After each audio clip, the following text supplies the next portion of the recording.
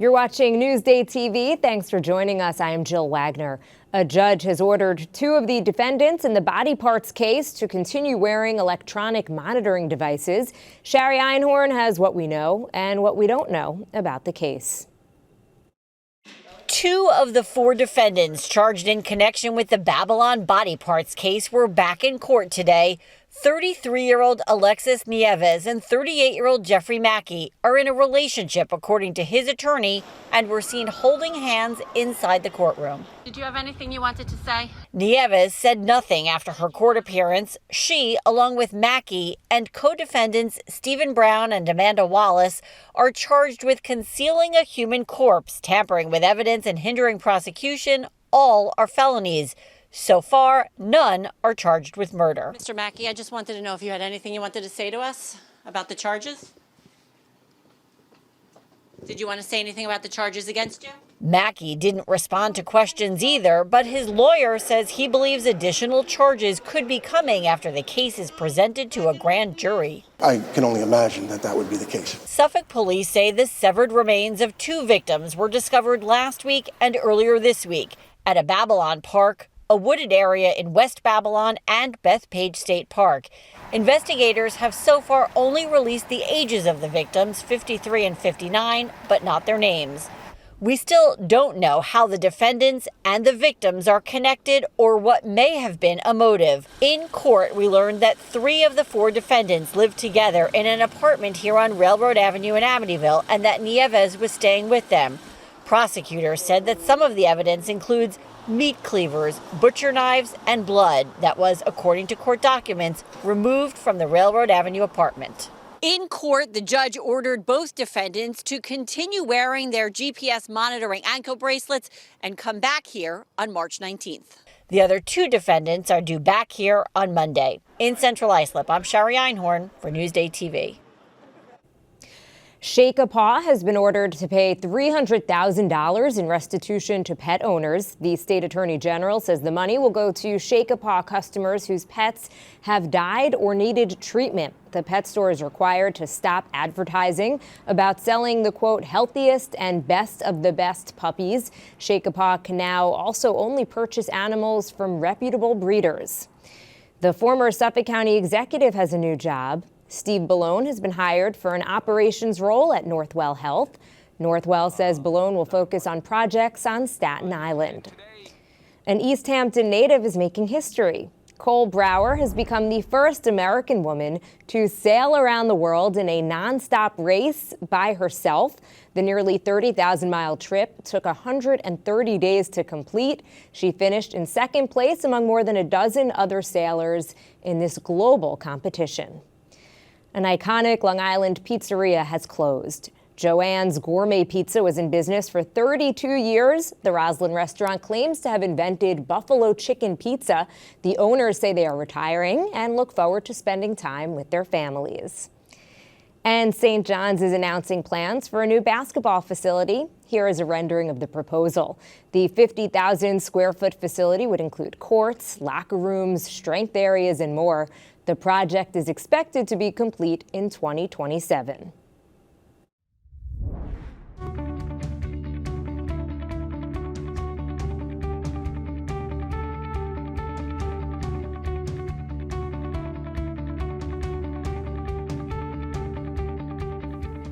The circus is in town. With no more animals in the show, what can Long Islanders expect to see? Drew Scott reports from UBS Arena. Ringling Brothers Barnum and Bailey Circus entertained us up until 2017, then closed after opposition from PETA, the animal rights group, then the pandemic. Now Ringling has reopened, calling this year's show Reimagined. There are no longer any circus elephants, ponies, lions, or tigers.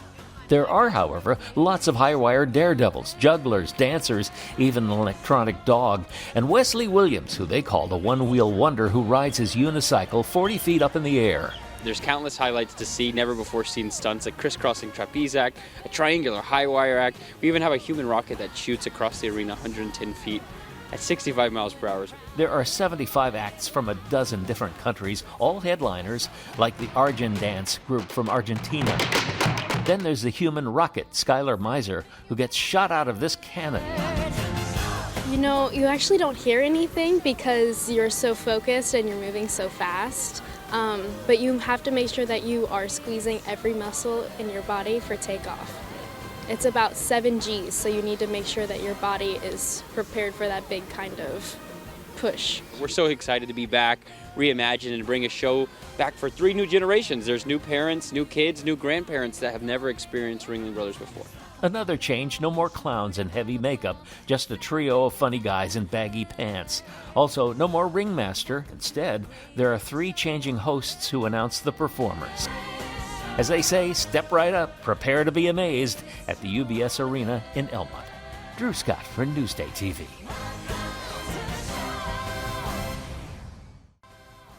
Feed Me is brought to you by PC Richard & Son.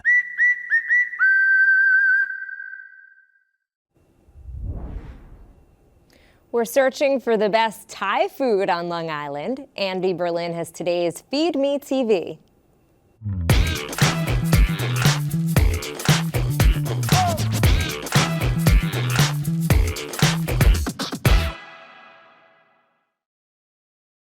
For the past few weeks, I've been going to Thai restaurants all over Long Island to make a list of the very best.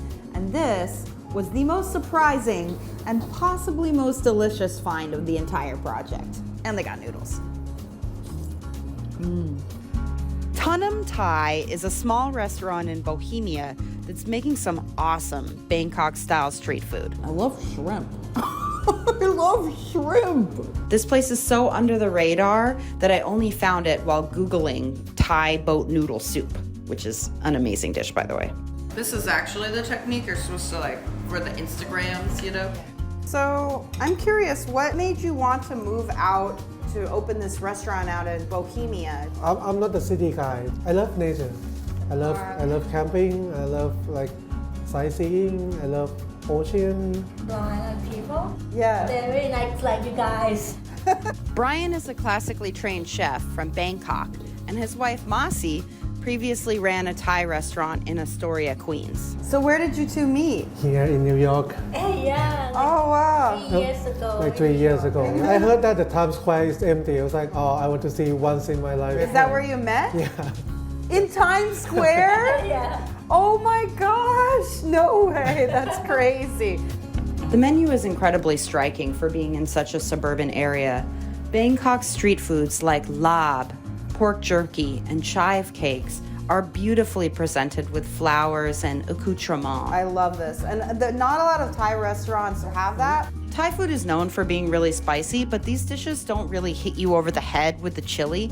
It's more about the lime and the herbal notes and the fishy flavors that really round out the food and make it complex and very flavorful. So good. I bring everything from Thailand to New York.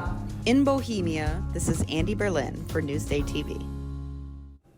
Looks delicious. For more on the best Thai on Long Island, go to Newsday.com, click Get More below the Newsday TV video box.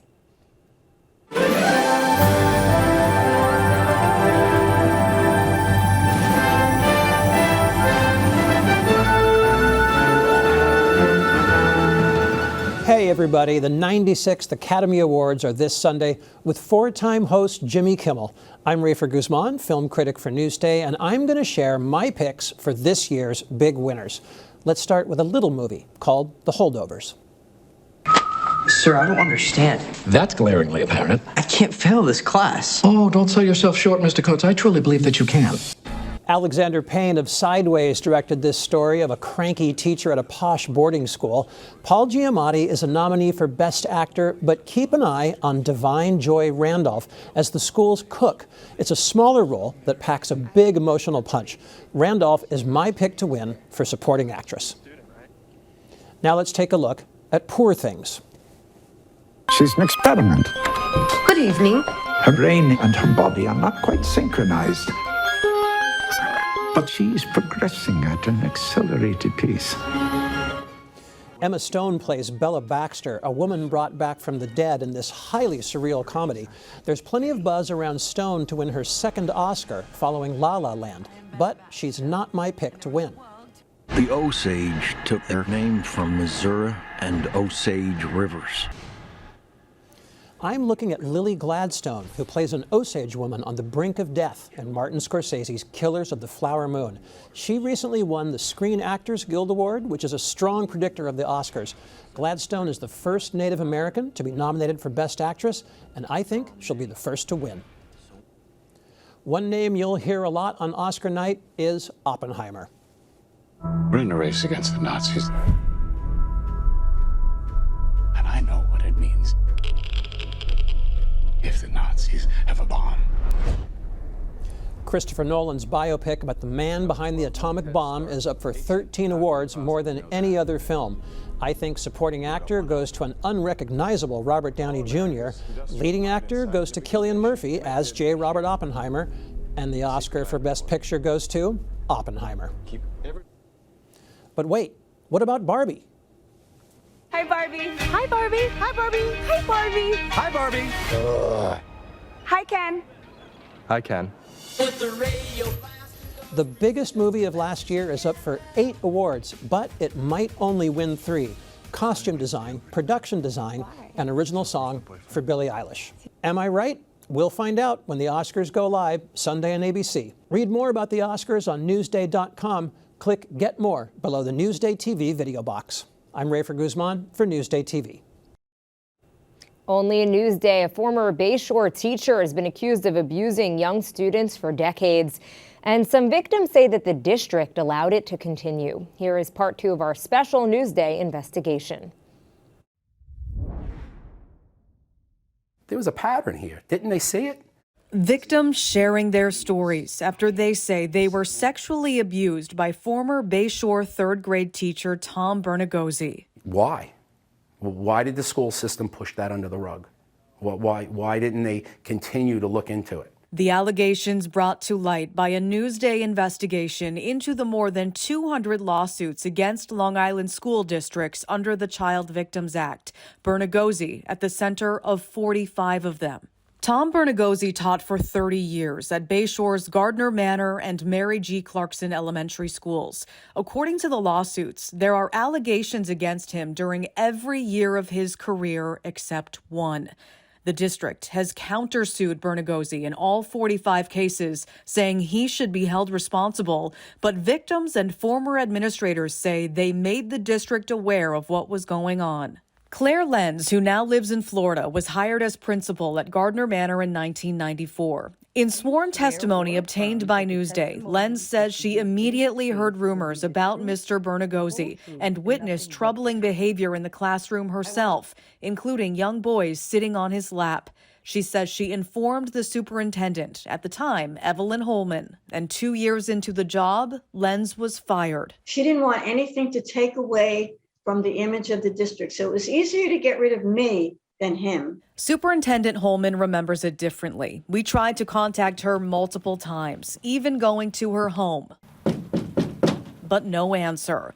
Eventually, she spoke to Newsday by phone and said although she knew of the allegations, she claims there was nothing she could do if parents wouldn't put their complaints in writing. I regret having any little kid hurt, of course. Of course, I took it very seriously, and I certainly tried to deal with it as much as I possibly could. Court records and school documents show a series of continued complaints over the years among different administrations. But at the time, Bernagozzi was revered as the best teacher in town. It's a huge tear in the fabric of our community. Tanya Weiss was in Mr. Bernagozzi's class and knows many of the men who say they were victims. To show their support, she and a few friends organized a candlelight vigil. People who live in the community are now demanding accountability. What's the new policy? What are the new procedures? What has happened to show the community that the kids are safe and it's different now? I have 3rd graders in the district at that school, in that building. So I want to see that they're, making changes, that this kind of thing will never happen again. The district and its board members say they are constrained and unable to comment on the lawsuits and the allegations against Bernagozzi. The first trial in the 45 lawsuits is set to begin in April. Reporting for Newsday TV, I'm Macy Eglund. You can read more about this investigation and see part 1 if you missed it on Newsday.com. Click Get More below the Newsday TV video box. And now let's take a look at your Long Island weather. Tonight we have temperatures in the mid-30s. And tomorrow the rain is back, but it looks like that's not going to happen until the late afternoon or the early evening. And what does this week have in store? Let's take a look at your 7-day forecast.